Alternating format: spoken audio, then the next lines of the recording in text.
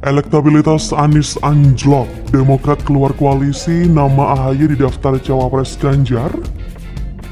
Halo, dengar suara JJ kembali di channel Jurnal Radio. Dari berbagai survei, elektabilitas calon Presiden Anies Baswedan dari Koalisi Perubahan mengalami anomali karena terus terjadi penurunan. Bahkan beberapa bulan terakhir, elektabilitas Anies terus tertinggal dari pesaingnya Ganjar Pranowo ataupun Prabowo Subianto. Bahkan khusus di Jawa Timur, survei terbaru yang dilakukan Arus Survei Indonesia (ASI) menunjukkan elektabilitas Anies tertinggal jauh dibanding Prabowo dan Ganjar. Elektabilitas Anies cuma 8,3%, sedangkan Prabowo ada di angka 36,7%, Ganjar 35,4%. Pengamat politik Yusak Farhan mengatakan, kondisi itu disebabkan dua penyebab. Pertama, dikarenakan memang formasi Cawapres dari Anies belum definitif. Walaupun disebut sudah mengerucut, belum ada deklarasi secara resmi. Kedua, belum ada narasi terkait perubahan yang mereka usung secara lebih detail lagi seperti apa. Hal ini merupakan tugas dari Koalisi Perubahan untuk menjabarkan narasi itu secara lebih detail.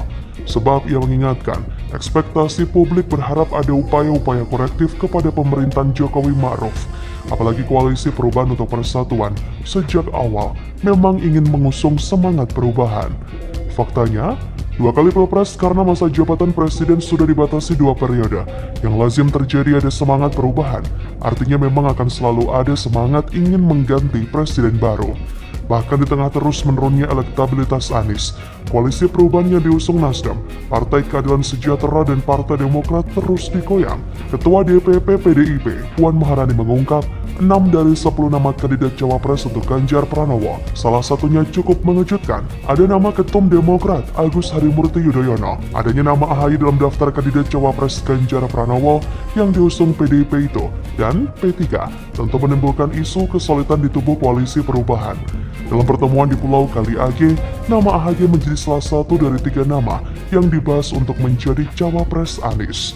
Deputi Bapilu DPP Demokrat Kamhar Lakumani mengatakan, bagi mereka selaku kader Partai Demokrat tentu saja berharap Cawapres dari internal Koalisi Perubahan.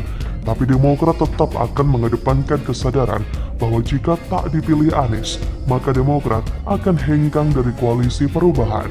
Hal ini seperti yang diungkapkan oleh Dewan Pimpinan Pusat Demokrat, Andi Arief, yang akan mempertimbangkan untuk mengevaluasi dukungan kepada Anies Baswedan jika tidak kunjung mengumumkan bakal Cawapres pada bulan Juni ini.